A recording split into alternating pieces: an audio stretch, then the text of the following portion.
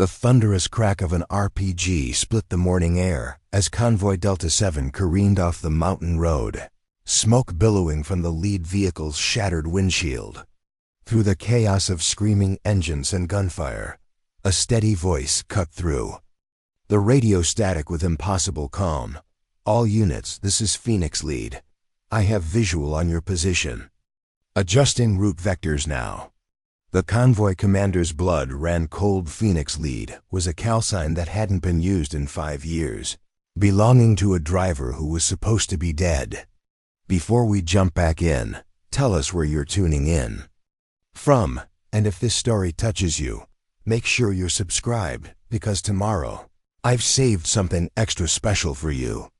The morning sun cast long shadows across Forward Operating Base Mitchell, as Sarah Chen wheeled another cart of supply boxes toward the motor pool, her regulation boots crunching softly against the gravel. At 28, she possessed an unremarkable presence that seemed to blend seamlessly into the background of military life. Her black hair was always pulled back in a practical ponytail, never a strand out of place, and her uniform hung loose on her small frame in a way that suggested someone trying not to draw attention. The other soldiers barely glanced her way as she methodically checked inventory lists, her movements efficient but deliberately understated. Sarah had been assigned to FOB Mitchell for 8 months now, working in the Transportation Corps as a logistics coordinator. Her job description was straightforward enough: manage supply convoy schedules, maintain vehicle readiness reports, and ensure proper distribution of materials across the forward operating bases scattered throughout the region. It was the kind of position that kept the war machine running, but rarely earned recognition or respect from the combat personnel, who saw logistics as a necessary inconvenience rather than a vital lifeline. The motor pool bustled with activity as mechanics worked on various vehicles, their conversations punctuated by the metallic sounds of tools against engine blocks.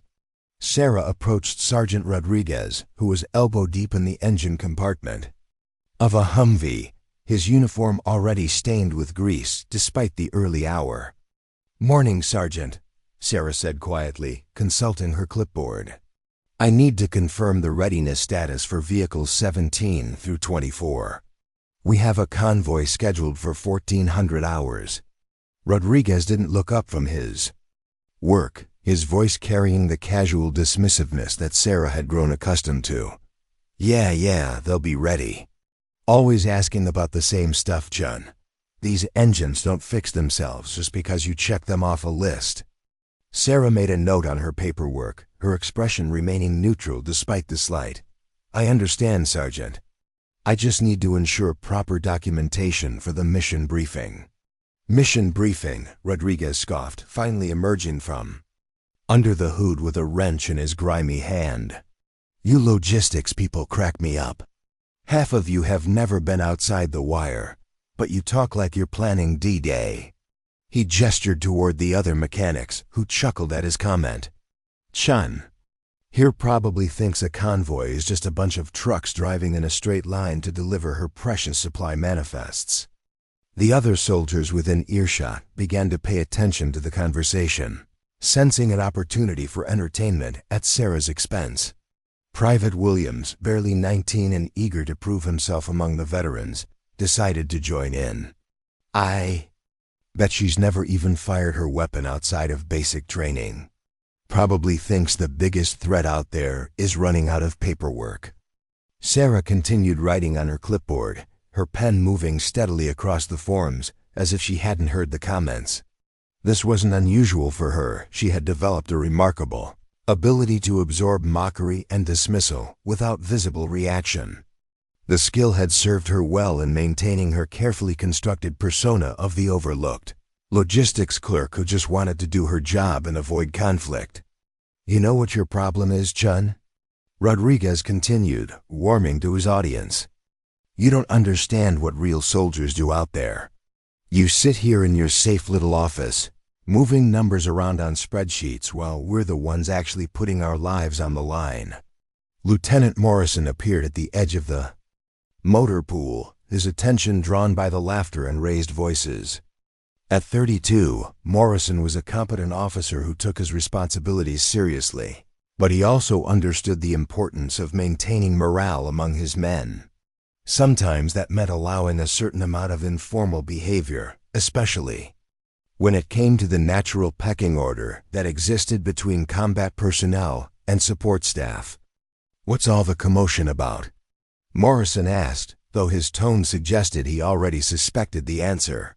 "Just explaining to our logistics coordinator here how the real Army works, sir," Rodriguez replied with a grin. "She's worried about her precious convoy schedule." Morrison glanced at Sarah, who was still focused on her paperwork with the kind of patience that came from long practice. "Chun's just doing her job, Rodriguez. Those supply runs don't organize themselves." "Oh, I know she's doing her job, sir," Rodriguez said quickly, not wanting to cross any lines with his commanding officer. "It's just funny how some people think pushing papers is the same as soldiering." Sarah finally looked up from her clipboard, her dark eyes meeting Morrison's briefly before returning to Rodriguez. "Sergeant, the vehicles I'm asking about are scheduled to carry ammunition and medical supplies to Outpost Bravo. The convoy will be traveling through the Khyber Valley corridor, which has seen increased hostile activity over the past 2 weeks. I need to know that these vehicles are mechanically sound, because if one breaks down in that area, it puts the entire convoy at risk." Her voice was calm and professional, but there was something in the way she described the route that caught Morrison's attention. Most logistics personnel spoke about convoy routes in terms of grid coordinates and delivery schedules.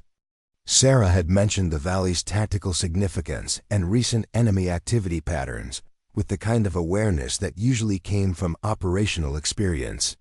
Rodriguez, however, seemed to miss the subtlety entirely. "See what I mean? She reads a few intelligence briefings and thinks she's a tactical expert.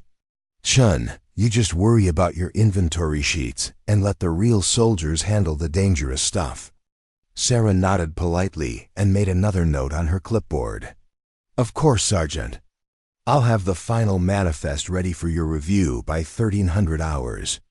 She turned to leave, but Rodriguez wasn't quite finished with his entertainment. "Hey, Chun," he called after her. "Preparing and narrating this story took us a lot of time, so if you are enjoying it, subscribe to our channel. It means a lot to us. Now back to the story. When's the last time you actually rode in one of these convoys? I mean, beyond the initial ride from the airfield when you first got here." Sarah paused, her back still turned to the group. For just a moment, something flickered across her expression, a tightness around her eyes that suggested the question had touched on something deeper than casual workplace mockery. But when she turned back around, the neutral mask was firmly in place. "My duties typically keep me on base, Sergeant. I coordinate the logistics from here." "That's what I thought," Rodriguez said triumphantly. "All theory, no practice. You know what would be good for you, Chun. You should ride along on one of these runs sometime. Get a taste of what real soldiering looks like." The suggestion drew nods and murmurs of agreement from the other mechanics. There was something particularly appealing about the idea of taking the quiet logistics clerk outside the wire, watching her react to the reality of combat operations. It would be educational for her, they reasoned, and probably amusing for them. Lieutenant Morrison found himself considering the idea. Sarah Chun was competent at her job, but there was always value in having support personnel understand the operational realities their paperwork supported. "That's actually not a bad idea, Rodriguez. Chun, how would you feel about riding along on the next supply run to get a first-hand look at convoy operations?" Sarah's response came perhaps a fraction of a second too quickly, as if she had been expecting the question. "I appreciate the offer, sir, but I think my time is better spent here coordinating the logistics chain. There are several requisitions that need to be processed today." "Come on, Chen," Private Williams chimed in. "Don't you want to see where all your carefully organized supplies actually go? It might give you some perspective on why the paperwork matters."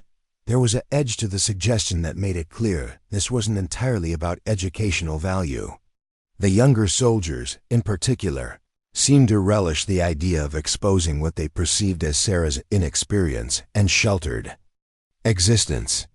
In their minds, she represented everything they found frustrating about the military bureaucracy people, who made decisions about operations they had never experienced firsthand. Sarah looked around the group, her gaze settling on each face. In turn, there was something almost analytical about the way she studied them, as if she were cataloging their expressions and filing away information for later use. "I understand your point," she said finally. "But my current assignment keeps me quite busy with base operations." "Assignment," Rodriguez repeated with a laugh. "Chun, you're not running the Pentagon here. You're managing truck schedules and supply lists. I think the base can survive without you for one afternoon." The mockery was becoming more pointed now, crossing the line from casual workplace, ribbing into something more personal. Sarah's jaw tightened almost imperceptibly, but she maintained her composure with the kind of discipline that suggested extensive practice in controlling her reactions under pressure. Morrison sensed the shift in tone and decided to intervene. "All right, that's enough. Chun, the offer stands if you're ever interested, but nobody's going to force you to do anything outside your job description." "Thank you, sir," Sarah replied, her voice carrying a note of genuine gratitude. "I'll keep that in mind." As she turned to leave the motor pool, Rodriguez called out one final comment that would later take on significant irony. "Just remember, Chun, when the shooting starts, your clipboard isn't going to protect you. Out there, it's about knowing how to react when everything goes wrong." Sarah paused at the edge of the motor pool, her hand resting on the handle of her supply cart. For a moment, her shoulders seemed to carry a weight that had nothing to do with logistics coordination or supply manifests. When she spoke, her voice was so quiet that only Morrison, who was closest to her, could hear the words clearly. "You're absolutely right, Sergeant. When everything goes wrong, you find out who people really are." The rest of Sarah's morning passed in the familiar routine of administrative tasks that had defined her months at FOB Mitchell. She returned to the logistics office, a cramped space filled with filing cabinets, computer terminals, and walls covered with maps marked with convoy routes and supply distribution schedules. The office was located in one of the base's less prestigious buildings, far from the command center and tactical operations facilities where the important decisions were made. Sarah shared the space with Staff Sergeant Martinez, a career logistics specialist who had been managing military supply chains for over 15 years. Martinez was a competent professional who took pride in his work, but he had long ago accepted that logistics personnel were viewed as second-class citizens in the military hierarchy. He had developed a philosophical approach to the dismissal and mockery that came with the territory, treating it as an occupational hazard rather than a personal insult. "Heard you got the full Rodriguez treatment this morning," Martinez said, without looking up from his computer screen. "He give you the real soldiers versus paper pushers speech." Sarah settled at her desk and began organizing the paperwork she had collected during her rounds. "Something like that. He suggested I should ride along on a convoy to get some perspective." Martinez chuckled, his fingers continuing to type as he spoke. "Rodriguez has been here for 3 tours, and he still doesn't understand that without logistics, his precious combat operations would grind to a halt in about 2 days. No ammunition, no fuel, no food, no medical supplies. But sure, we're just pushing papers around. The supply chain is only as strong as its weakest link," Sarah agreed, her tone neutral and professional. "Every component matters." "Exactly. But don't let it get to you, Chun. These combat guys need to feel superior to somebody, and we're convenient targets. Just keep doing your job well, and eventually they'll respect the results even if they don't respect the process." Sarah nodded and pulled up the convoy scheduling system on her computer. The screen displayed a complex network of routes connecting various forward operating bases, supply depots, and strategic locations throughout the region. Each convoy was represented by different colored lines showing departure times, waypoints, cargo manifests, and expected arrival schedules. To an outside observer, it would look like an intricate web of logistical coordination requiring significant expertise to manage effectively. What the casual observer would not notice were the subtle details that suggested Sarah's knowledge went far beyond standard logistics training. The way she cross-referenced route security assessments with recent intelligence reports, the manner in which she factored terrain analysis and weather patterns into her scheduling decisions, the speed with which she identified potential choke points and alternative routes that weren't marked in the standard operating procedures. Most telling of all was her habit of pulling up classified tactical maps that, strictly speaking, were beyond her security clearance level. She would study recent combat reports and enemy activity patterns, then make seemingly minor adjustments to convoy schedules that had the effect of avoiding areas that would later prove problematic. Her success rate in keeping convoys on schedule and out of trouble was remarkably high, but she was careful never to make her modifications obvious enough to draw attention. Sarah's computer chimed with an incoming message marked with high priority routing. The message was from Colonel Peterson, the base commander, requesting an immediate update on the status of a medical supply convoy scheduled to depart for Outpost Bravo later that afternoon. Medical emergencies at forward positions were always treated with extreme urgency, and any delays in critical supply deliveries could have life or death consequences. She quickly pulled up the relevant files and began assembling a comprehensive status report. According to the vehicle maintenance logs, all assigned trucks were mechanically sound and ready for departure. The cargo manifest showed medical supplies, ammunition, and general provisions totaling approximately 4 tons of materiel. The route plan called for a direct path through the Khyber Valley, with an estimated transit time of 3 hours, assuming normal conditions. But as Sarah studied the intelligence summaries attached to the convoy request, she noticed several details that concerned her. There had been increased radio chatter in the target area over the past 48 hours, suggesting possible enemy reconnaissance activity. A patrol had reported suspicious activity near the main highway 2 days earlier, though nothing concrete enough to warrant changing the route. Most significantly, the weather forecast showed the possibility of afternoon thunderstorms that could reduce visibility and make the mountain roads more treacherous. Individually, none of these factors were serious enough to halt the convoy. But taken together, they created a risk profile that made Sarah uncomfortable. She found herself wishing she could suggest route modifications or timing changes. Doing so would require her to reveal knowledge and analytical capabilities that went far beyond her supposed expertise as a logistics coordinator. Instead, she focused on ensuring that every controllable variable was optimized for success. She double-checked the vehicle assignments, verified that all drivers had recent route familiarization training, and confirmed that communication equipment was functioning properly. These were the kinds of details that logistics personnel were expected to manage, and they could make the difference between a successful mission and a disaster. Sarah was putting the finishing touches on her status report when Martinez looked up from his own work with a frown. "Sean, I'm showing a discrepancy in the Outpost Bravo convoy manifest. The medical supplies list doesn't match what we actually have in inventory." Sarah immediately minimized her current screen and pulled up the inventory management system.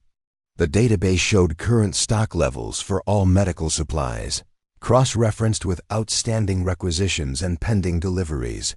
According to the records, they should have sufficient quantities of all requested items. But Martinez was right.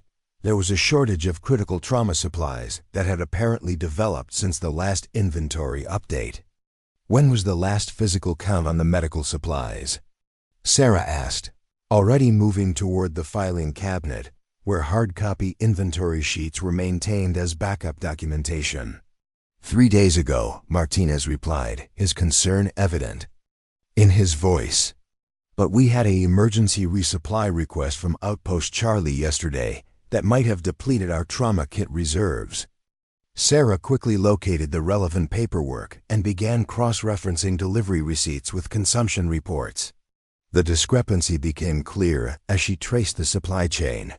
An emergency medical evacuation at Outpost Charlie had required immediate replacement of trauma supplies, but the paperwork had been processed through a different logistics chain that hadn't updated the main inventory database.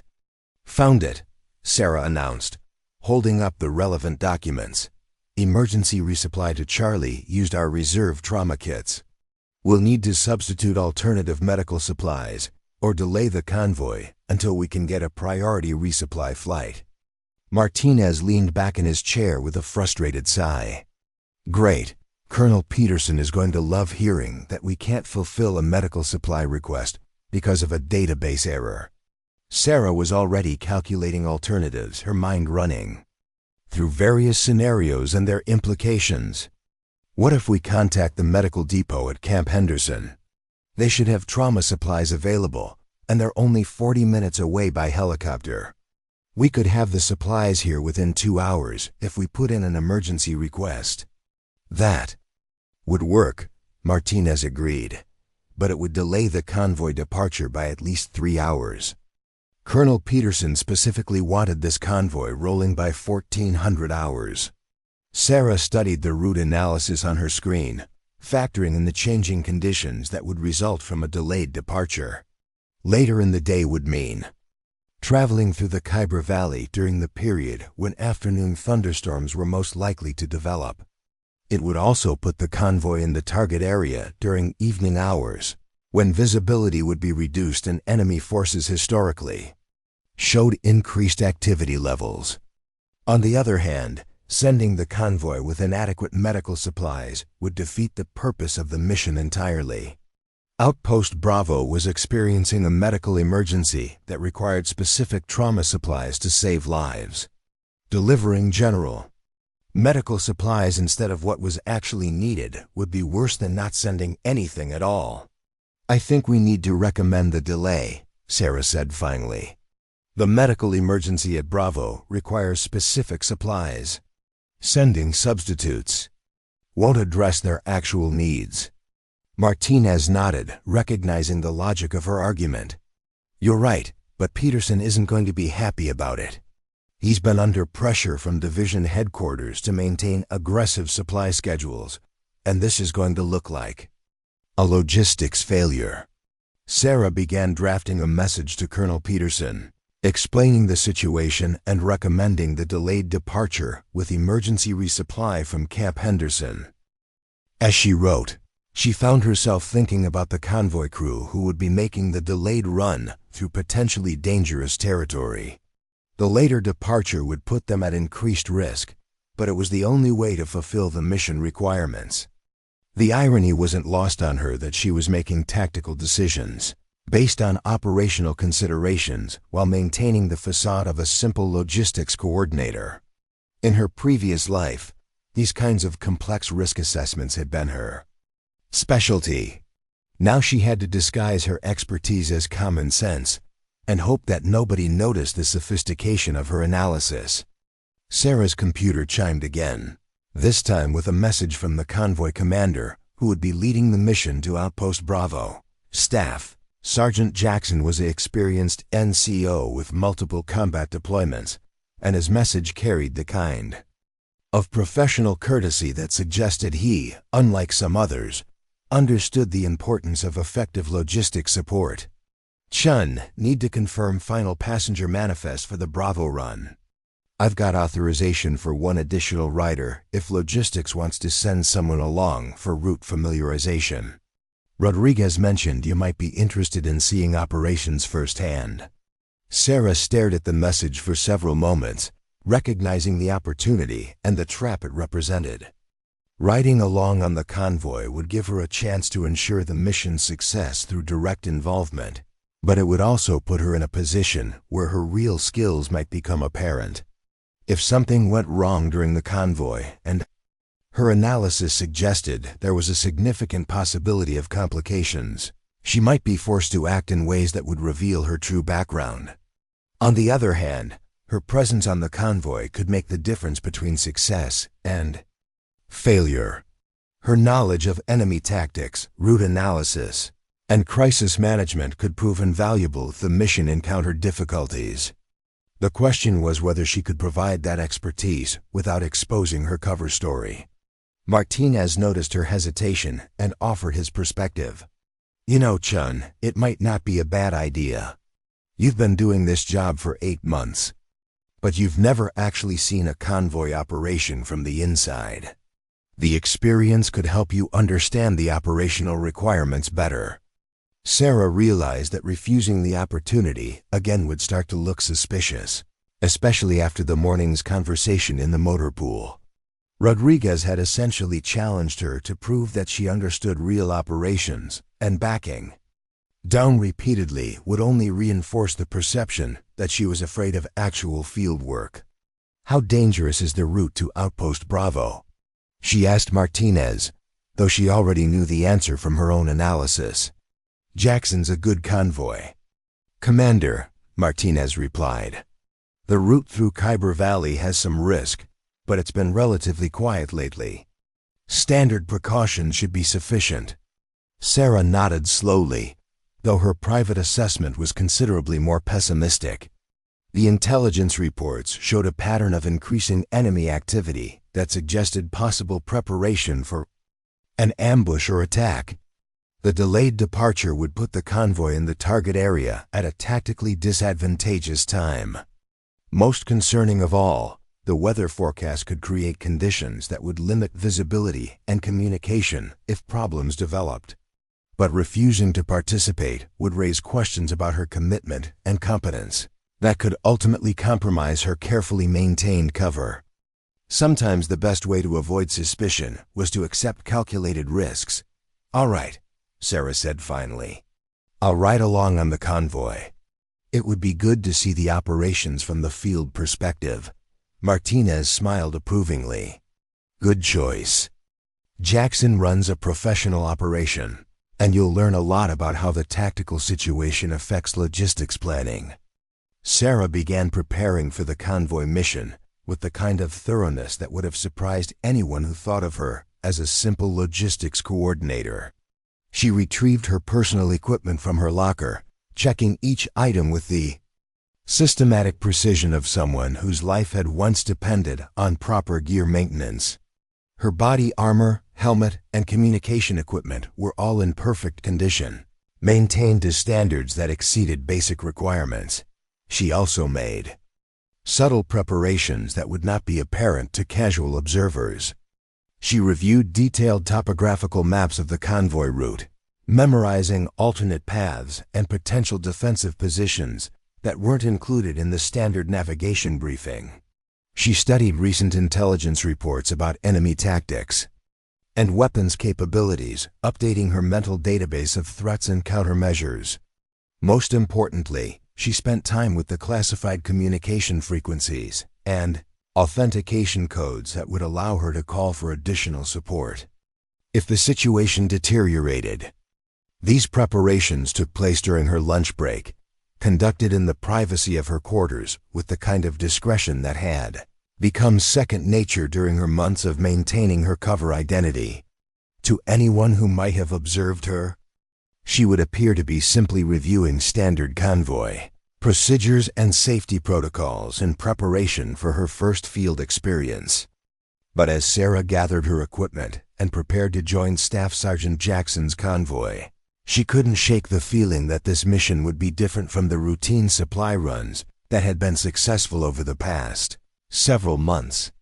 Too many variables were aligning in ways that created dangerous possibilities, and her instincts, honed by years of experience she couldn't officially acknowledge, were warning her that the afternoon would bring challenges that would test everyone involved. The question that troubled her most was whether she would be able to maintain her cover if the convoy encountered serious difficulties. Her training and experience had prepared her to handle almost any tactical situation, but doing so would inevitably reveal capabilities that went far beyond those of a logistics coordinator. She would have to find ways to contribute to the mission's success, while appearing to be just another support soldier learning about field operations for the first time. As Sarah made her final preparations, she reflected on the strange irony of her situation. The soldiers who had spent the morning mocking her inexperience and suggesting she needed to see real operations were about to get their wish. They would discover what happened when everything went wrong, and the quiet logistics coordinator was forced to show who she really was. But by then, it would be too late to take back their assumptions about her capabilities, and the consequences of underestimating Sarah Chun would become apparent to everyone involved in ways they could never have anticipated. The convoy staging area buzzed with controlled activity as Staff Sergeant Jackson conducted his final pre-departure briefing. 5 armored vehicles sat in formation, their engines running and crews making last-minute equipment checks. The afternoon sun cast harsh shadows across the dusty compound, and the air shimmered with heat waves rising from the concrete. Sarah stood at the edge of the group, her personal equipment properly secured and her expression carefully neutral as Jackson outlined the mission parameters.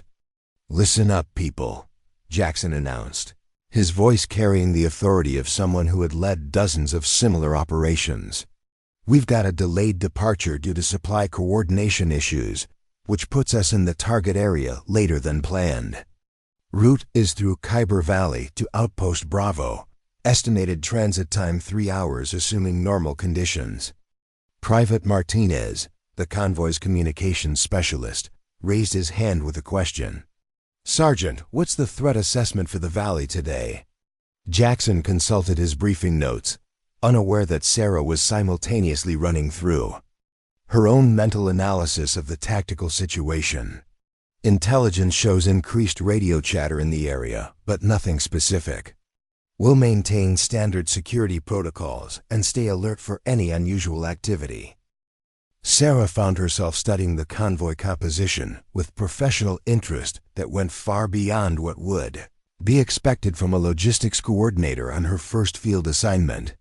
The lead vehicle was a heavily armored MRAP designed to withstand improvised explosive devices and small arms fire. 2 supply trucks carried the medical equipment and other materiel destined for Outpost Bravo. A second MRAP provided rear security, while Jackson's command vehicle maintained position in the center of the formation. The crew assignments revealed a mix of experienced personnel and newer soldiers, which was typical for routine supply missions. Sergeant Williams commanded the lead vehicle with 2 seasoned specialists who had multiple deployment rotations under their belts. The supply trucks were driven by competent but relatively inexperienced personnel who rarely encountered serious tactical situations. Most concerning to Sarah was the rear security vehicle, which was crewed by soldiers who were technically qualified but had limited experience with the kind of complex engagement scenarios that her instincts suggested might develop. Jackson concluded his briefing and began moving between vehicles to conduct final inspections. Sarah approached the command vehicle where she would be riding as an observer, her equipment bag slung over her shoulder and her expression maintaining the slightly nervous demeanor that would be expected from someone experiencing her first convoy operation. "Chun, glad you decided to join us," Jackson said with genuine warmth. "You'll be riding with me and Corporal Thompson in the command vehicle. Thompson will give you a rundown on our communication procedures and explain what you're seeing as we move through the operational area." Corporal Thompson was a 24-year-old communications specialist who took obvious pride in his technical expertise. He had volunteered to explain convoy operations to the logistics coordinator, viewing it as an opportunity to demonstrate his knowledge to both his commanding officer and someone from the administrative side of the military. "Ma'am, I'll walk." you through our radio setup and explain how we maintain contact with base operations during the mission," Thompson said enthusiastically. "It's actually pretty sophisticated stuff. Most people don't realize how much coordination goes into a simple supply run." Sarah nodded politely, though she was already familiar with military communication protocols that went far beyond what Thompson would be explaining. "I appreciate that, Corporal. I'm interested in understanding how field operations actually work." As the convoy prepared for departure, Sarah noticed several details that reinforced her concerns about the mission. The weather forecast was proving accurate, with dark clouds building in the western mountains that suggested afternoon thunderstorms were indeed developing. The delayed departure meant they would be traveling through the most dangerous section of the route during reduced visibility conditions. More troubling was the radio traffic she could hear through the command vehicle's communication system. While the conversations were conducted in professional military language that would sound routine to most listeners, Sarah's trained ear detected subtle patterns that suggested increased enemy surveillance activity. The frequency and timing of transmissions indicated possible coordination between hostile forces, though nothing concrete enough to justify aborting the mission. Jackson climbed into the driver's seat and began his final equipment checks, his movements reflecting the kind of systematic thoroughness that came from extensive field experience. "Chun, you comfortable with your gear? First time outside the wire can be a bit overwhelming, but this is a pretty routine run." "I'm ready, Sergeant," Sarah replied, securing her equipment and adjusting her body armor with practiced efficiency that she hoped would pass for careful attention to safety. Briefings. The convoy began moving through the base perimeter, passing through multiple security checkpoints where guards verified identification and mission authorization. Sarah used the opportunity to study the defensive preparations and alert levels, noting that base security seemed appropriately cautious, but not unusually concerned about current threat levels. As they cleared the final checkpoint and entered the open terrain beyond the base, Sarah felt a familiar tension settling in her shoulders. The landscape ahead was a mixture of rocky hills and narrow valleys that provided numerous opportunities for ambush positions and concealed observation posts. The main highway wound through terrain that heavily favored defensive positions over mobile forces, creating natural choke points where a well-planned attack could cause significant damage. Thompson began his promised explanation of convoy communication procedures, his voice carrying the enthusiasm of someone sharing specialized knowledge. "Okay, ma'am, so this frequency here is our primary tactical net. We use it for coordination between vehicles and reporting to base operations. This other frequency is for emergency communication with air support if we need it." Sarah listened politely while conducting her own assessment of the communication setup. The equipment was standard issue and properly configured, but she noticed that the encryption protocols were set to a relatively low security level that would be adequate for routine operations, but potentially vulnerable to sophisticated electronic surveillance. The emergency frequencies were correctly programmed, but she wondered if the crew had recent training on the complex authentication procedures required to call for close air support. "What's the response time for backup if we run into trouble?"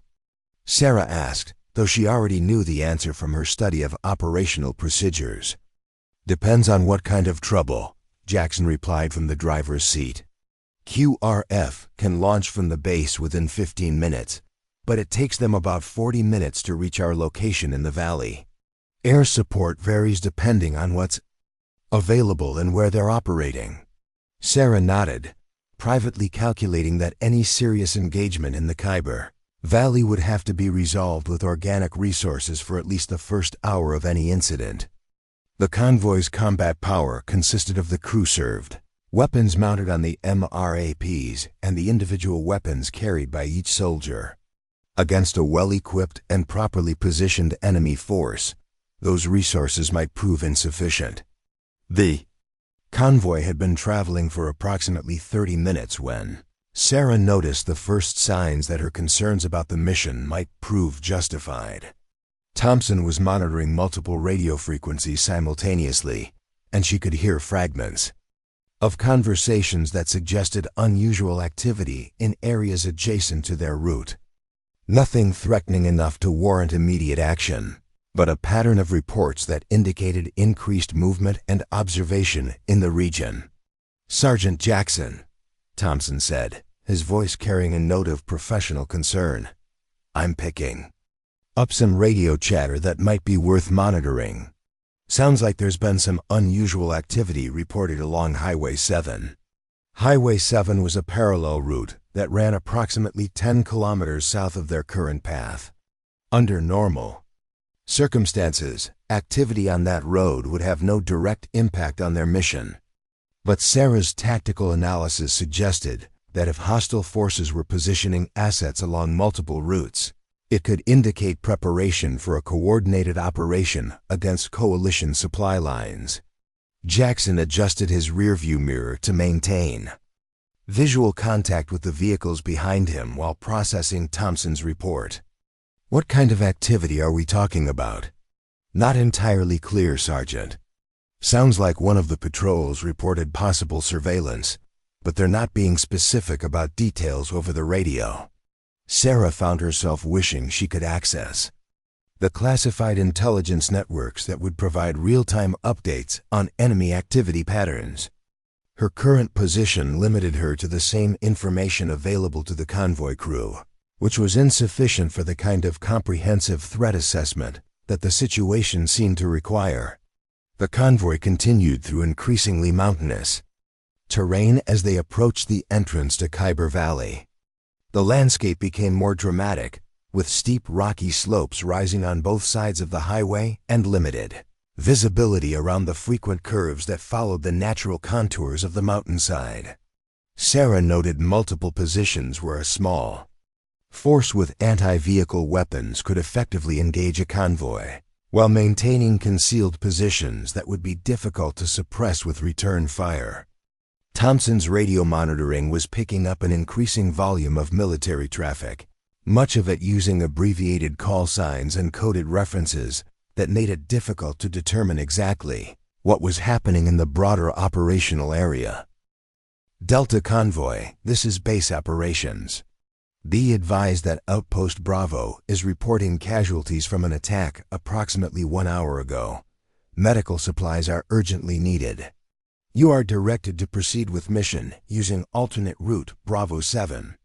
Jackson grabbed his map case and quickly located the alternate route that base operations had specified. Sarah leaned forward to examine the route as well, though she was already familiar with the terrain from her earlier analysis. Route Bravo 7 avoided the area where enemy forces had been reported, but it required traveling through even more difficult terrain that would be particularly dangerous in reduced visibility conditions. "Chun, what do you think?" Jackson asked, apparently deciding that input from logistics personnel might be valuable given the complexity of the developing situation. "You know the supply requirements better than anyone. How critical are these? Medical supplies?" Sarah found herself in the impossible position of having to provide advice that could determine the fate of the entire convoy. Her personal knowledge of combat medicine told her that the supplies they were carrying could indeed be the difference between life and death for wounded soldiers at Outpost Bravo, but her tactical experience warned her that attempting to complete the mission under current conditions carried enormous risks for everyone in the convoy. The medical supplies include trauma equipment that can't be easily substituted, Sarah replied truthfully. "If there are serious casualties at Bravo, this might be their only chance for proper treatment." Jackson nodded grimly, understanding the implications of her assessment. "Thompson, acknowledge receipt of orders and inform base that we're proceeding with alternate route Bravo 7. Estimated arrival time at Outpost Bravo will be delayed by approximately 90 minutes due to terrain and weather conditions." As the convoy prepared to resume movement, Sarah noticed that the crew's demeanor had shifted from routine professionalism to heightened alertness. The knowledge that they were operating in an area with confirmed enemy presence, combined with deteriorating weather conditions and urgent mission requirements, had created the kind of high-stress environment where training and experience would determine outcomes. Thompson was monitoring multiple radio frequencies simultaneously, trying to maintain situational awareness despite poor communication conditions. Jackson was studying maps and coordinating with his vehicle commanders to ensure everyone understood the route changes and new threat assessment. The individual crew members were checking weapons and equipment with the kind of systematic thoroughness that indicated they understood the situation had become potentially dangerous. Sarah used the preparation time to conduct her own risk assessment, though she had to be careful not to display knowledge that would be difficult to explain. The alternate route would take them through narrow mountain passes where visibility would be severely limited by the approaching storm. The terrain heavily favored defensive positions, and the longer transit time would give enemy forces additional opportunities to reposition or establish ambush sites. Most concerning was the communication situation. The atmospheric interference that was disrupting their radio contact with base operations would also prevent them from calling for immediate support if they encountered serious opposition. They would be operating essentially alone for the duration of the mission, dependent entirely on their organic combat capabilities and tactical skill. The convoy resumed movement as the first drops of rain began to fall from the darkening sky. Sarah watched the landscape change as they turned onto the alternate route, noting the increasingly difficult terrain and reduced sight lines that would characterize the next phase of their journey. The road surface was already becoming slippery, and the frequent curves required careful driving to maintain safe following distances between vehicles. "This is going to be interesting," Thompson observed, his attention divided between radio monitoring and watching the road conditions ahead. "I've driven this route before, but never in weather like this." Jackson's response carried the calm professionalism that had made him an effective convoy commander, but Sarah could detect underlying tension in his voice. "We'll take it slow and steady. The most important thing is getting everyone to Bravo safely, even if it takes longer than planned." Sarah found herself appreciating Jackson's leadership style, while simultaneously calculating the tactical challenges they would face over the next several hours. The convoy commander was making sound decisions based on the information available to him, but that information was incomplete due to communication limitations and intelligence gaps that were beyond his control.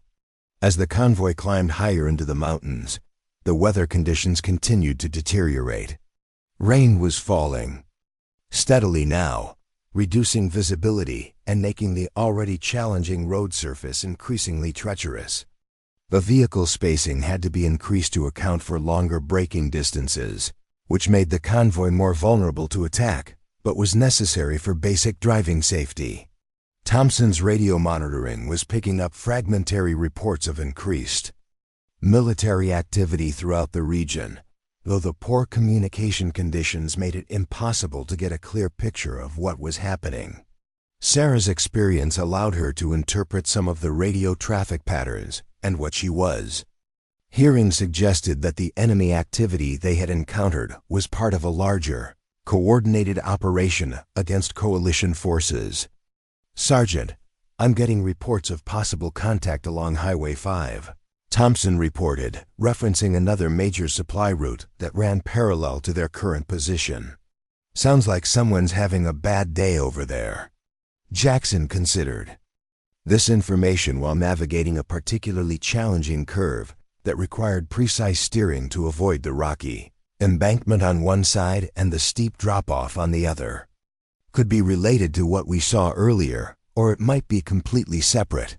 Either way, it confirms that there's increased hostile activity in the area. Sarah was privately reaching similar conclusions, but her analysis was more sophisticated than what Jackson and Thompson were able to develop with their available information. The pattern of enemy activity suggested a coordinated effort to disrupt coalition supply lines across multiple routes simultaneously. The timing coincided with the storm front that would limit air support and complicate ground operations, indicating a level of planning that went beyond opportunistic attacks. The convoy was now approximately halfway through the alternate route when Thompson's radio suddenly erupted with clear, urgent communication that eliminated any remaining doubt about the seriousness of their situation. All stations. This is Guardian Base. Be advised we have multiple reports of coordinated attacks against coalition supply lines. All convoys are directed to exercise extreme caution and report any suspicious activity immediately. Jackson reached for his radio handset while maintaining control of the vehicle on the increasingly treacherous road surface. Guardian Base. This is Delta Convoy currently proceeding to Outpost Bravo via alternate route Bravo 7. Request current threat assessment for our area of operations. The response came back immediately, but what they heard made everyone in the command vehicle sit up with sudden alertness. Delta Convoy, Guardian Base. Be advised that we have lost contact with Outpost Bravo approximately 30 minutes ago. Last communication indicated they were under attack. Your mission status is now classified as emergency resupply to potentially hostile area. Sarah felt her blood go cold as she processed the implications of this new information. Outpost Bravo was not just experiencing casualties from an earlier attack. They were potentially still under siege and unable to communicate with higher headquarters. The convoy was heading directly into what might be an active combat zone. With limited support available and no reliable communication with friendly forces in the area, Jackson's response reflected the professionalism that had made him an effective leader, but Sarah could see the stress of command responsibility weighing on him as the situation continued to deteriorate. Sarah's experience allowed her to interpret some of the communication patterns, and what she was hearing suggested a level of activity that went beyond routine patrol operations. "Chun, you're being pretty quiet back there," Jackson observed, glancing at her in the rearview mirror. "Everything okay?" "I know this can be a bit intense for first-timers."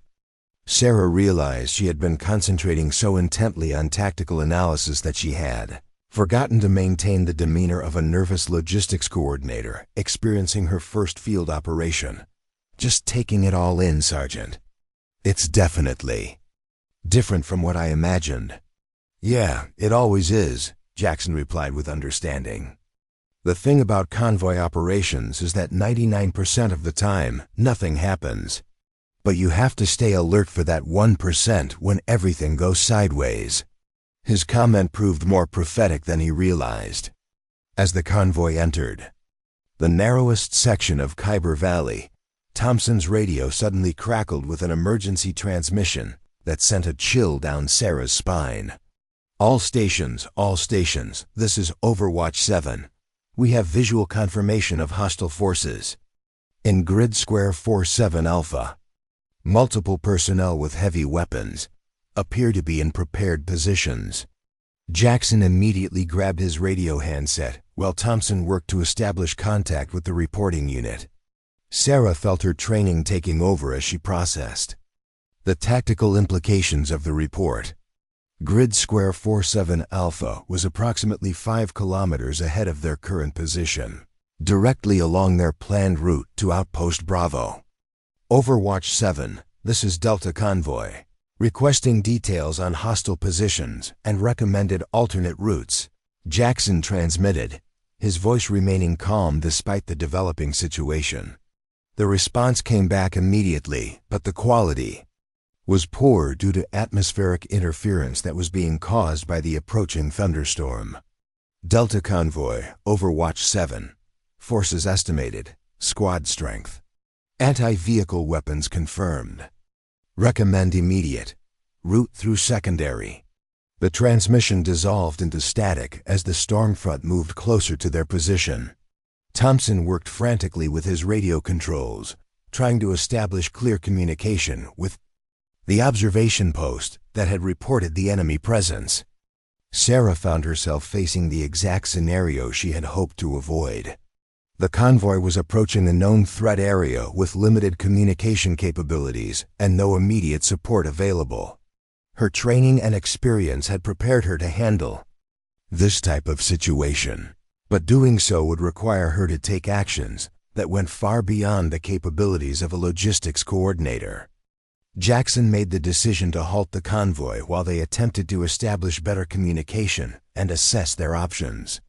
The vehicles pulled into a defensive formation in a relatively open area that provided good fields of observation. Vehicles pulled into a defensive formation in a relatively open area that provided good fields of observation. Vehicles pulled into a defensive formation in a relatively open area. All directions. Sarah used the opportunity to study the terrain ahead, identifying possible alternate routes and defensive positions that could be utilized if the situation deteriorated further. Thompson, can you raise base operations? I need to report our situation and request guidance, Jackson ordered, though Sarah suspected that atmospheric conditions would make long-range communication difficult until the storm passed. Working on it, Sergeant, Thompson replied, adjusting frequency settings and antenna configurations in an attempt to punch through the interference. I'm getting some response, but it's pretty garbled. Sarah watched the crew's reactions with professional interest. Jackson was handling the situation competently, following proper procedures for threat assessment and requesting appropriate support. Thompson was demonstrating solid technical skills in his attempts to maintain communication. The other vehicle crews were maintaining proper security positions while awaiting further instructions. But Sarah's more extensive experience allowed her to see problems that the convoy crew had not yet recognized. The defensive position they had chosen provided good visibility, but limited cover if they came under direct fire. The alternate routes that appeared on their maps would take them through terrain that was even more favorable to ambush tactics. Most critically, the approaching storm would soon reduce visibility to the point where movement would become extremely hazardous even without enemy contact. Sergeant Jackson, Sarah said carefully, I'm wondering if we should consider alternate options for completing this mission. Jackson looked at her with surprise, clearly not expecting tactical input from a logistics coordinator. What kind of alternatives are you thinking about, Chun? Sarah realized she was walking a dangerous line between providing useful analysis and revealing knowledge that would be difficult to explain. Well, I've been studying the route maps, and it seems like the storm front is going to affect visibility regardless of which path we take. Maybe we should consider returning to base and waiting for better conditions. It was a reasonable suggestion that any cautious person might make, but Sarah was privately calculating much more complex variables. The enemy positions reported by Overwatch 7 were likely part of a larger operation designed to disrupt coalition supply lines. Attempting to push through with reduced visibility would play directly into enemy tactical advantages. But returning to base would delay critical medical supplies that were needed at Outpost Bravo. Thompson suddenly straightened in his seat as his radio received a clear transmission that resolved their immediate dilemma in the worst possible way. Guardian Base, request immediate clarification of mission parameters. Are we directed to proceed to Outpost Bravo under current conditions? The radio remained silent for several long minutes while higher headquarters presumably consulted with senior commanders about how to handle the developing crisis. Sarah used the time to conduct her own tactical assessment, though she had to be careful not to reveal the sophistication of her analysis. The convoy was now committed to a course of action that was becoming increasingly dangerous with each new piece of information they received. Turning back would mean abandoning potentially critical medical supplies that could save lives at Outpost Bravo.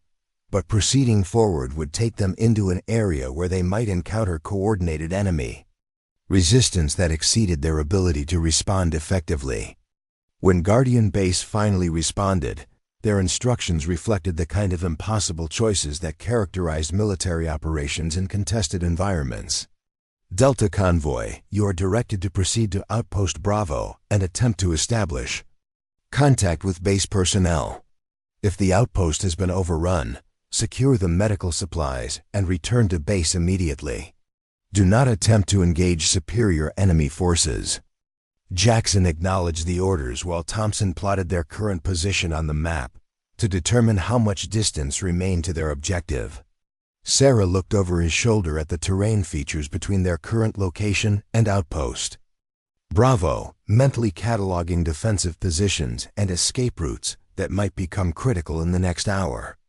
About 40 minutes to Bravo under normal conditions, Thompson reported. But with this weather and road surface, probably closer to an hour.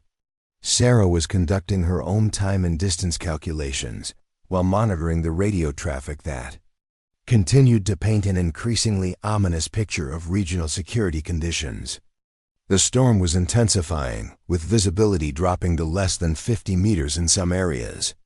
The road surface was becoming treacherous enough to require constant attention from the drivers, limiting their ability to maintain proper security. Observation. Most critically, they were now operating in an information vacuum regarding conditions at their destination. Outpost Bravo could be anything from lightly damaged and temporarily without communication, to completely overrun by enemy forces. The convoy would have no way of knowing which scenario they faced until they actually arrived at the outpost perimeter. As the convoy continued through the mountains toward an uncertain reception at Outpost Bravo, Sarah found herself facing the prospect that her carefully maintained cover identity might soon become irrelevant. If the convoy encountered serious resistance, her training and experience might be the difference between mission success and catastrophic failure. The question was whether she could provide that expertise while maintaining the fiction that she was just a logistics coordinator learning about field operations for the first time. The radio crackled with another transmission that would soon make that decision for her, though none of them yet realized how completely the situation was about to change. Delta Convoy, this is Phoenix Lead. I have visual on your position. We need to talk. The transmission sent shockwaves through the command vehicle. Jackson immediately grabbed his radio while Thompson frantically searched frequencies for any sign of the mysterious caller. Sarah felt her heart racing as she recognized the implications of what they had just heard. Phoenix Lead was a callsign that shouldn't exist anymore, belonging to an elite convoy security unit that had been disbanded 3 years ago after a classified incident in Afghanistan. Unknown station using Phoenix Lead callsign. Identify yourself. Immediately, Jackson transmitted with authority, though his voice carried an undertone of confusion. This is Staff Sergeant Jackson commanding Delta Convoy. Sarah's mind raced through possibilities as she stared at the radio equipment. The Phoenix Lead designation had belonged to Master Sergeant Rebecca Torres, the most accomplished convoy security specialist in the entire theater of operations. Torres had been declared killed in action during Operation Sandstorm in 2021, when her convoy had been overwhelmed by coordinated enemy attacks while attempting to resupply isolated forward positions. But Sarah knew something that wasn't in any official records. Rebecca Torres hadn't died in Afghanistan. She had been extracted during a classified operation and reassigned to deep cover logistics positions throughout the region, just like Sarah herself. The question was why Torres was revealing herself now, and what kind of danger had prompted her to break operational security.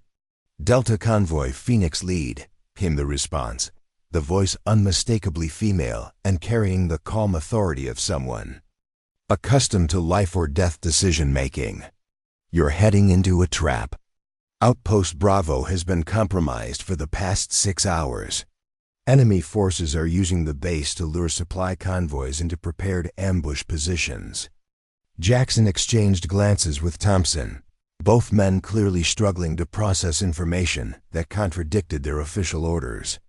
Sarah found herself in the impossible position of knowing exactly who Phoenix Lead was while being unable to Reveal that knowledge without exposing her own classified background.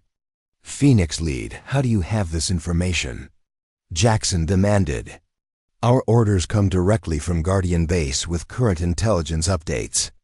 The response carried a bitter edge that Sarah recognized from her own experiences with military bureaucracy and operational security failures. Guardian Base is working with intelligence that's 8 hours old. The attack on Bravo wasn't random harassment. It was a coordinated operation designed to establish a forward ambush position. Your convoy is expected. Sarah could see Jackson processing this information while trying to maintain command authority. In an increasingly complex situation, the convoy commander was trained to follow orders from higher headquarters, but he was also responsible for the safety of his personnel. The mysterious Phoenix Lead was claiming that following official orders would lead directly into an enemy trap. Thompson had been monitoring multiple frequencies during the exchange, and his expression suggested he was picking up radio traffic that supported Phoenix Lead's assessment. Sergeant, I'm hearing fragmentary reports that seem to confirm what she's saying. There's definitely something wrong with the tactical picture we were given.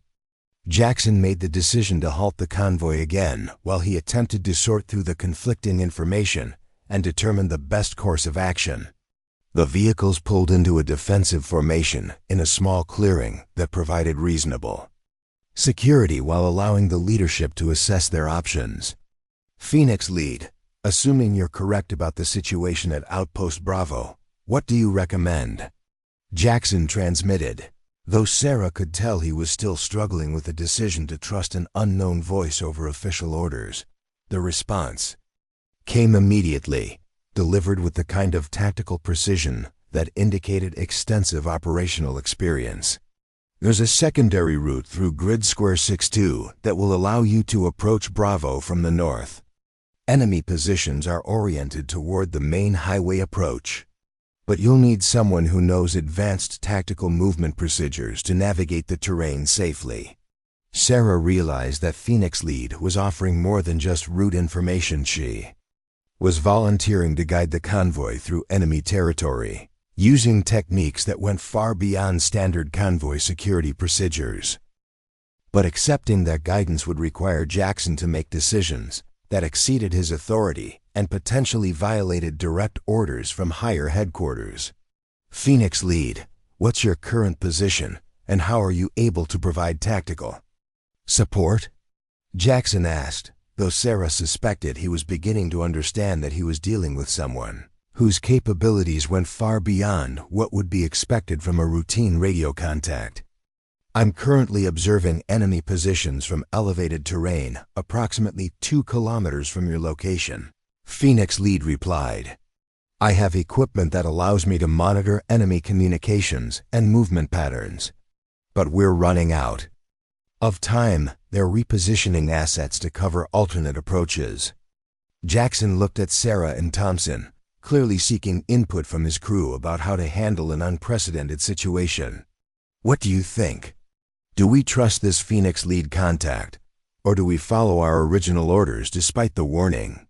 Thompson was the first to respond, his technical background making him naturally cautious about communication security.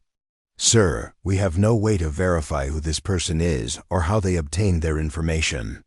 For all we know, this could be enemy forces trying to divert us into a different ambush. Sarah found herself facing a moment that would define the rest of the mission and potentially expose her carefully maintained cover. She could remain silent and allow Jackson to make his decision based on incomplete information, or she could provide analysis that might save lives, but would raise questions about her own background and capabilities.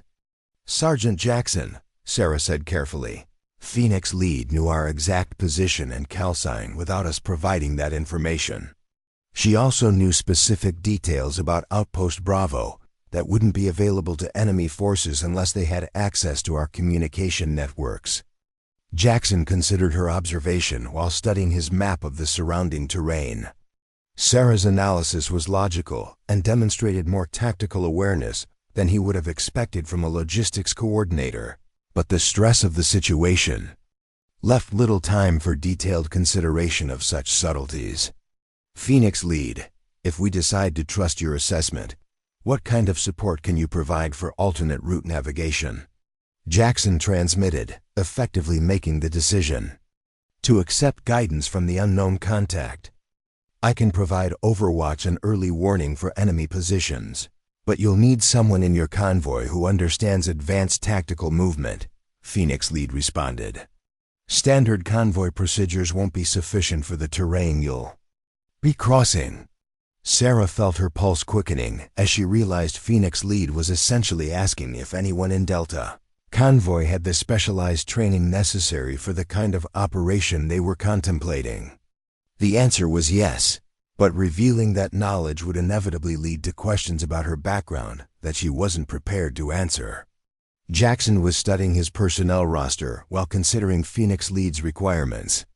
We've got experienced drivers and standard security training, but nobody with advanced tactical movement experience. Can you walk us through the procedures remotely? The pause before Phoenix Lead's response suggested she was evaluating options that weren't entirely satisfactory. Possible, but risky.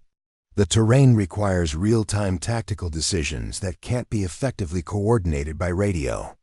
You really need someone who can read the ground and anticipate enemy positions. Sarah made a decision that would change everything. Sergeant Jackson, I might be able to help with that. Both Jackson and Thompson turned to stare at her with expressions of complete bewilderment. The quiet logistics coordinator, who had been asking basic questions about convoy operations, was now volunteering to provide advanced tactical expertise. In a combat situation, Chun, what are you talking about? Jackson asked, though his tone suggested he was beginning to suspect there was more to his passenger than he had realized. Sarah took a deep breath, knowing that her next words would end 8 months of carefully maintained cover, but might be necessary to save the lives of everyone in the convoy. I have some background in tactical operations that might be relevant to our current situation. The understatement was so massive that it bordered on the absurd. But Sarah needed to reveal her capabilities gradually to avoid completely overwhelming the convoy crew with information they weren't prepared to process. Jackson's radio crackled with another transmission from Phoenix Lead that suggested she had been monitoring their conversation and understood the implications of what was happening. Delta Convoy, it sounds like you might have resources you weren't aware of. I recommend you take advantage of any tactical expertise available to your unit. Thompson was the first to voice what everyone was thinking. Ma'am, what kind of background are we talking about? Because this is starting to sound like something way beyond basic military training. Sarah realized she had reached the point where half-truths and evasion would no longer be sufficient. The convoy needed her expertise to survive, but providing that expertise would require her to reveal at least part of her real background. I have experience with convoy security operations in high-threat environments, Sarah said, choosing her words carefully to provide necessary information without revealing classified details. I know how to read terrain for tactical advantages and identify enemy ambush positions. Jackson studied her face with the intensity of someone trying to reconcile contradictory information. The woman sitting in his vehicle had spent 8 months working quietly in logistics coordination, never displaying any sign of combat experience or tactical knowledge. Now she was claiming expertise that could be crucial to their survival. Chun, are you telling me you've been hiding combat experience while working logistics coordination? Jackson asked, his voice carrying a mixture of disbelief and growing respect. It's complicated, Sarah replied, which was perhaps the most honest thing she had said since joining the convoy.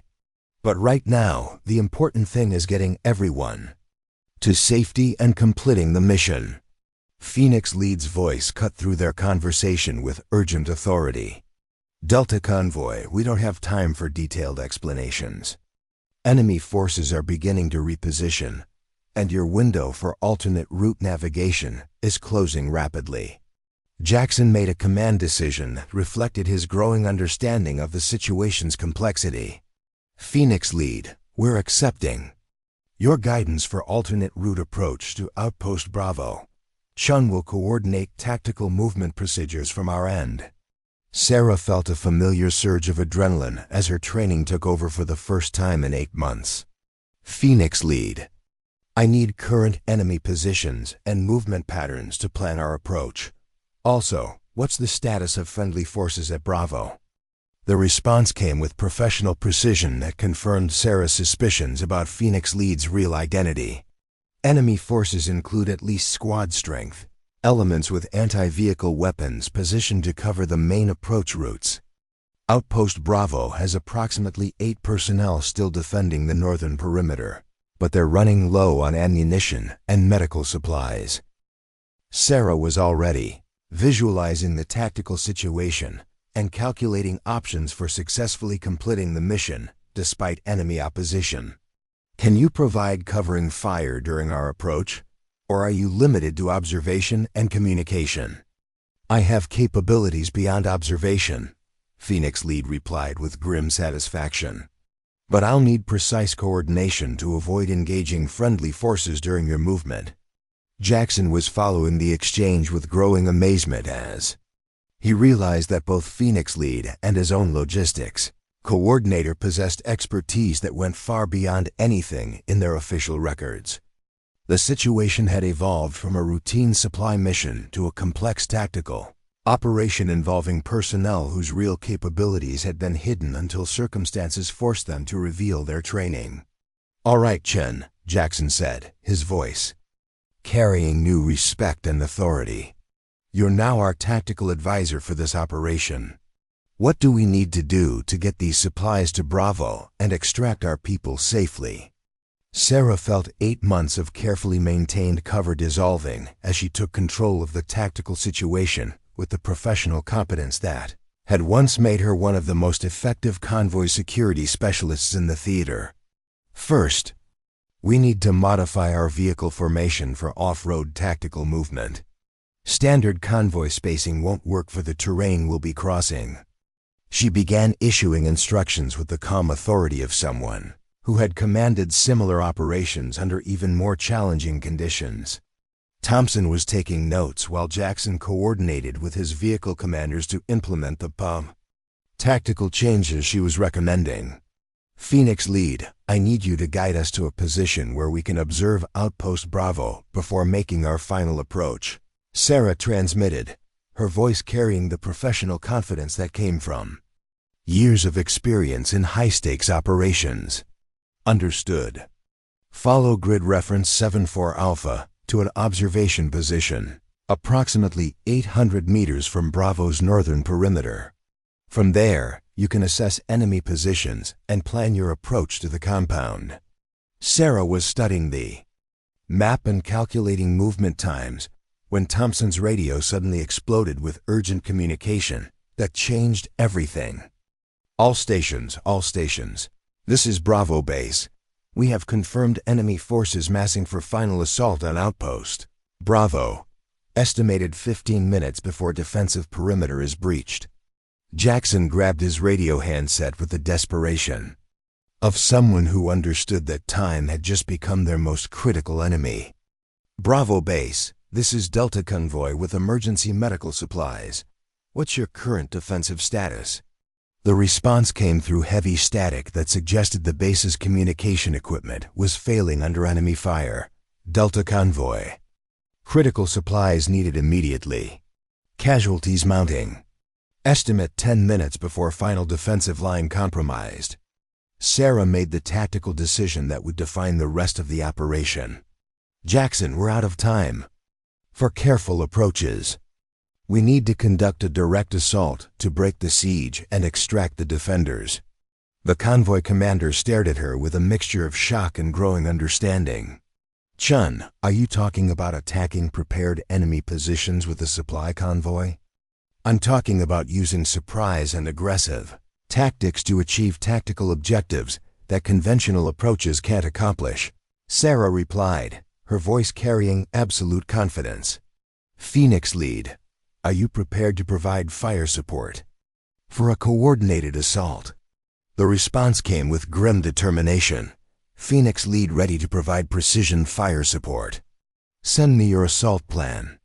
Sarah was already formulating the tactical approach while Jackson struggled to understand how his logistics coordinator had transformed into someone capable of planning and executing combat operations that exceeded the capabilities of most infantry units. Thompson, get me a direct line to Bravo Base, Sarah ordered, her voice carrying command authority that made the young corporal respond without hesitation. I need to coordinate with their remaining defenders for synchronized breakout operations. As Sarah took control of what had become a complex multi-unit tactical operation, Jackson realized that everything he had thought he knew about his passenger had been carefully constructed fiction. The quiet woman who had spent months managing supply schedules and inventory reports was revealing capabilities that suggested extensive combat experience and specialized training that went far beyond anything in her official records. But there would be time for questions later. Right now, Sarah Chun was their best hope for completing an impossible mission and saving the lives of everyone involved in what had become a full-scale combat operation disguised as a routine supply delivery. The radio crackled with Phoenix Lead's voice, carrying final preparations for the assault that would soon reveal the true extent of both women's hidden capabilities. Delta Convoy, Phoenix Lead. Enemy positions identified and targeted. On your signal, we execute coordinated assault to break the siege. All personnel prepare for immediate action. Sarah's transformation was immediate and absolute. The hesitant logistics coordinator vanished, replaced by a combat veteran whose every movement radiated lethal competence. She adjusted her equipment with practiced efficiency, checking weapon systems and communication gear, while simultaneously coordinating the most complex tactical operation anyone in Delta Convoy had ever witnessed. Phoenix Lead, I need precise coordinates for enemy heavy weapons positions, Sarah transmitted, her voice carrying the calm authority of someone who had orchestrated similar operations dozens of times. Also confirm your overwatch position for deconfliction of fires.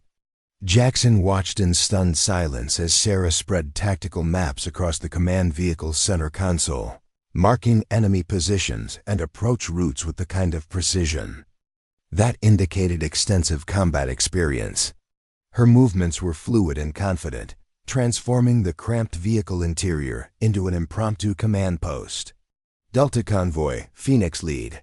Primary heavy weapons position at Grid 274. Secondary position at Grid 281. I'm established at Overwatch position, Grid 290, with clear fields of fire to both targets. Came the professional response that confirmed both women were operating at a level far beyond conventional military training. Thompson was frantically taking notes while trying to understand how the routine supply mission had evolved into a coordinated assault operation. Ma'am, are you really planning to attack prepared defensive positions with cargo trucks? Sarah looked up from her tactical planning with an expression that made Thompson understand he was no longer dealing with a logistics coordinator, asking basic questions about convoy operations. Corporal, those aren't cargo trucks anymore. They're armored fighting vehicles carrying the medical supplies that 8 soldiers need to survive the next hour. Her assessment was tactically sound, but strategically impossible according to conventional military doctrine. Supply convoys weren't equipped or trained for direct assault missions against prepared enemy positions.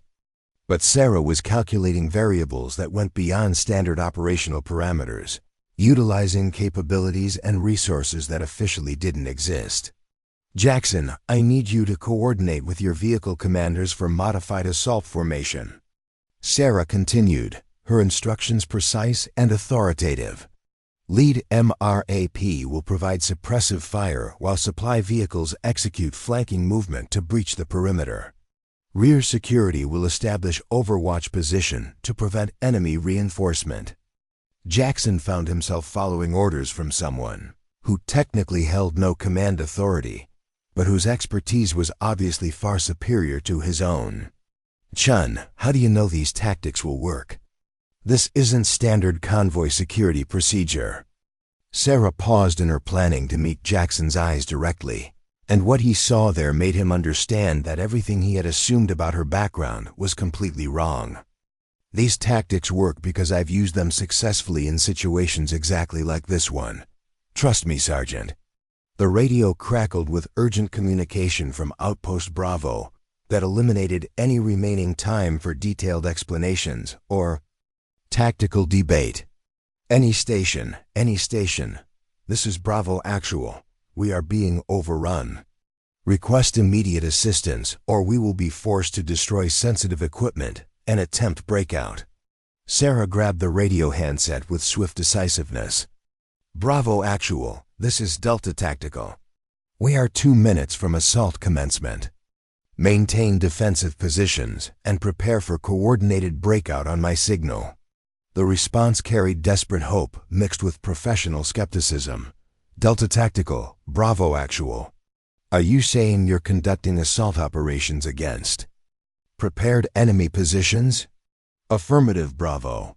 We have tactical assets in position for precision fire support.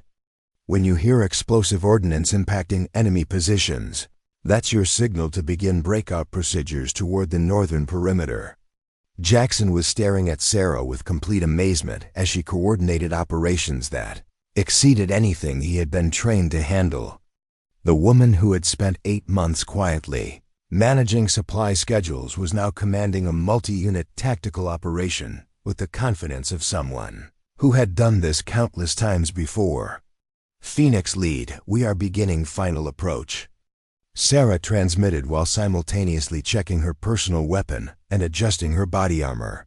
"Request immediate suppression of heavy weapons positions to allow vehicle movement into assault positions." The response came with grim satisfaction. "Phoenix Lead engaging targets now. You'll have approximately 60 seconds of suppression before they can reposition." The sound of explosions echoed across the mountainous terrain as Phoenix leads.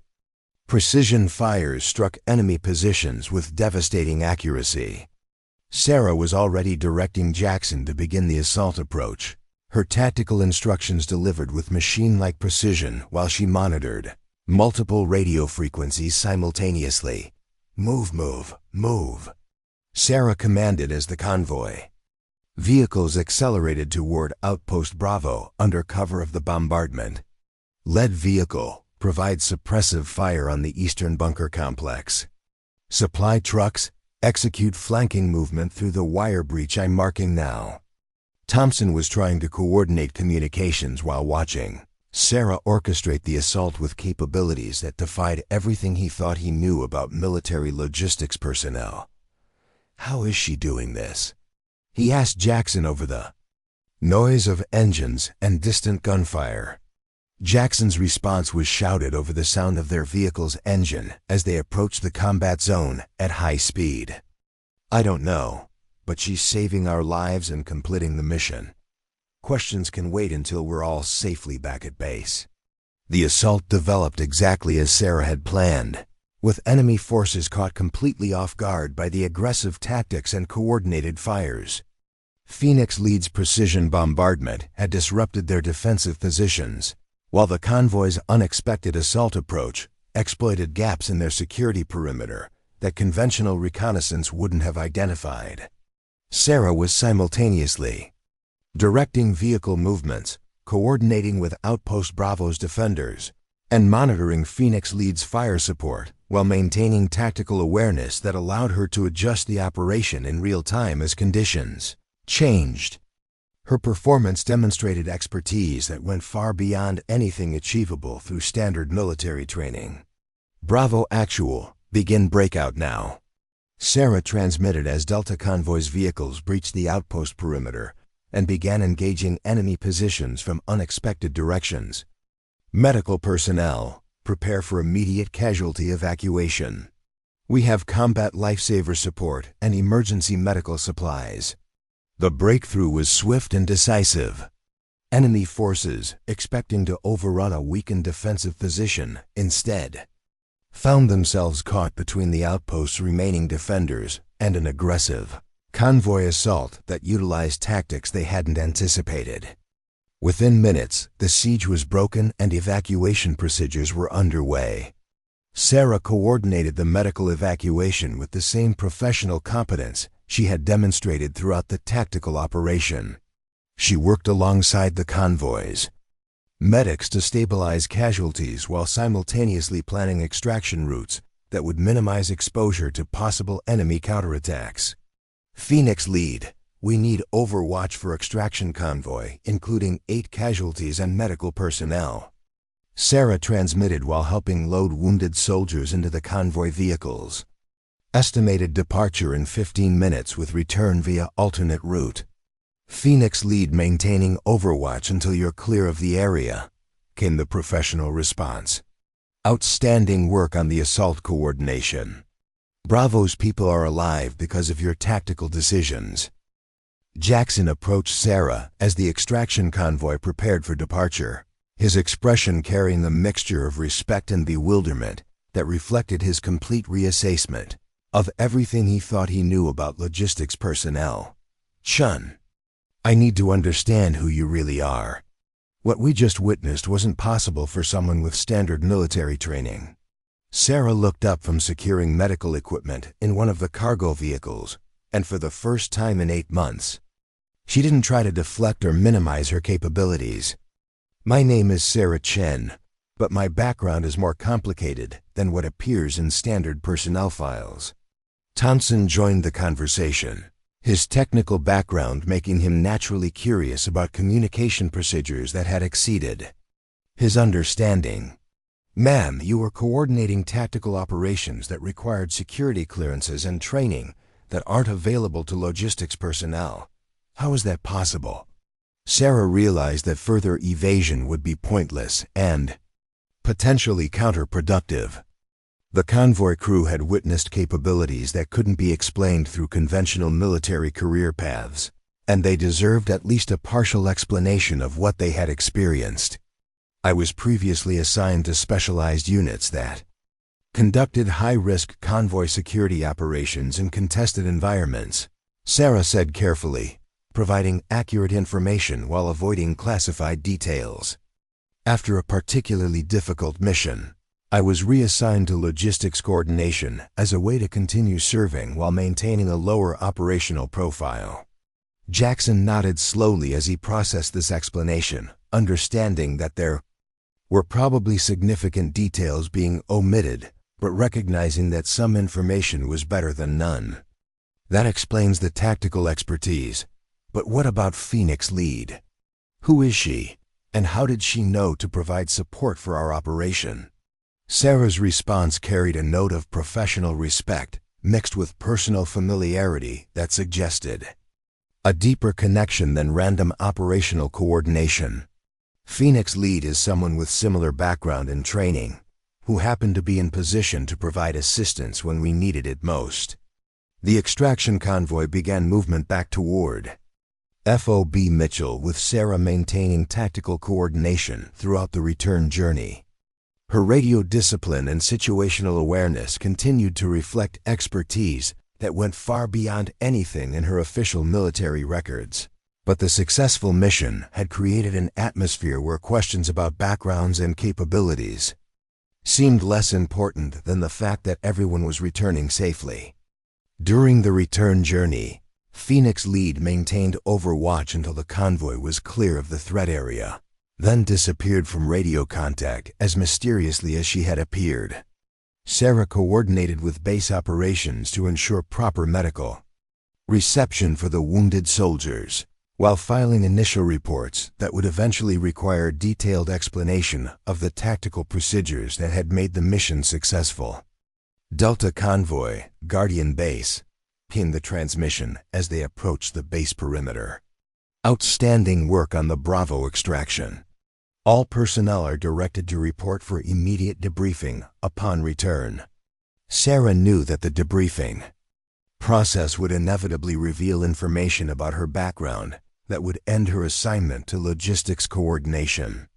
The tactical capabilities she had displayed couldn't be explained through standard military training, and higher headquarters would want detailed explanations of how a supply convoy had successfully executed complex assault operations. But as they passed through the base security checkpoints with 8 wounded soldiers who would live because of the mission's success, Sarah felt a sense of professional satisfaction that had been missing during her 8 months of administrative anonymity. She had utilized her training and experience to save lives and complete an impossible mission, regardless of the personal consequences. Colonel Martinez was waiting in the motor pool as the convoy vehicles returned to base, his expression reflecting a mixture of relief and intense curiosity about the reports he had been receiving throughout the afternoon. "Chun, Jackson, Thompson, I need to see all of you in my office immediately for preliminary debriefing." As Sarah gathered her equipment and prepared to face questions that would inevitably expose her classified background, she reflected on the irony of her situation. The soldiers who had spent months dismissing her as an inexperienced logistics coordinator had witnessed tactical capabilities that exceeded those of most combat veterans. Their assumptions about her competence and experience had been completely inverted in the span of a few hours. Rodriguez appeared at the edge of the motor pool as the convoy crew prepared to report for debriefing, his expression showing the kind of stunned respect that comes from having all previous assumptions proven completely wrong. "Chun, I owe you an apology. We all do. What you did today saved lives." Sarah's response carried the quiet dignity that had characterized her behavior throughout 8 months of dismissal and mockery. "Sergeant Rodriguez, you don't owe me anything. Everyone did their job today, and that's what mattered." But her words couldn't disguise the fact that everything had changed. The careful cover identity that had allowed her to serve anonymously in logistics coordination was gone, replaced by demonstrated capabilities that would inevitably lead to reassignment and questions about her real background. Jackson fell into step beside her as they walked toward the headquarters building for debriefing. "Chun, whatever happens next, I want you to know that what you did today was extraordinary. You saved the lives of everyone in that convoy and 8 soldiers at Outpost Bravo." Sarah nodded acknowledgement while privately calculating the implications of her exposure. Within hours, her tactical performance would be analyzed by intelligence specialists, who would recognize capabilities that exceeded standard military training. Her real identity and background would be uncovered, and her assignment to routine logistics coordination would end. But as they entered the headquarters building where wounded soldiers were receiving medical treatment that had been delivered, despite impossible odds, Sarah realized that maintaining her cover had become less important than the lives that had been saved through tactical expertise she could no longer hide. The debriefing would reveal that logistics coordinator Sarah Chun was actually former Master Sergeant Sarah Chun, a decorated veteran of specialized convoy security operations who had been reassigned to administrative duties after a classified incident that had resulted in the apparent death of her entire unit. She had spent 8 months rebuilding her identity and finding purpose in routine support operations, only to have circumstances force her to reveal capabilities that had never really disappeared.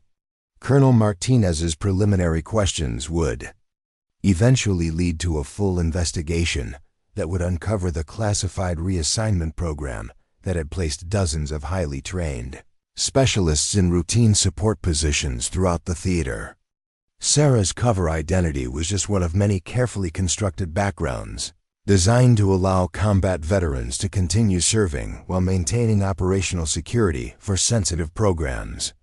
But the immediate result of the day's events was simpler and more important than bureaucratic revelations or classified investigations. 8 soldiers were alive who would have died without the medical supplies that had been delivered through tactical operations that officially shouldn't have been possible. A convoy crew had learned that competence and heroism often hide behind unremarkable appearances and routine job descriptions. As Sarah prepared to answer questions that would inevitably expose everything she had spent 8 months concealing, She reflected on the lesson that everyone at FOB Mitchell was learning.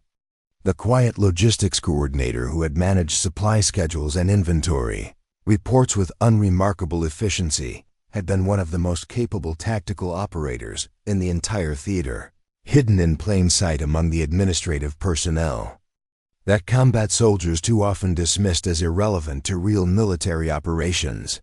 Her story would become legend throughout the regional command, passed along as a reminder that extraordinary capabilities often masquerade as ordinary competence, and that the person managing your supply deliveries might once have commanded operations that saved hundreds of lives under impossible conditions. The transformation of Sarah Chun from overlooked logistics coordinator to recognized tactical expert would inspire a cultural shift in how support personnel were perceived and treated throughout the military hierarchy. But more immediately, it would serve as a powerful reminder that heroism doesn't always announce itself with fanfare and recognition. Sometimes the most important battles are fought by people whose real capabilities remain hidden until circumstances demand everything they have to offer. And the quiet professionals who keep the system running are often the same people who can save it when everything goes wrong. Up next, you've got two more standout stories right on your screen. If this one hit the mark, you won't want to pass these up. Just click and check them out.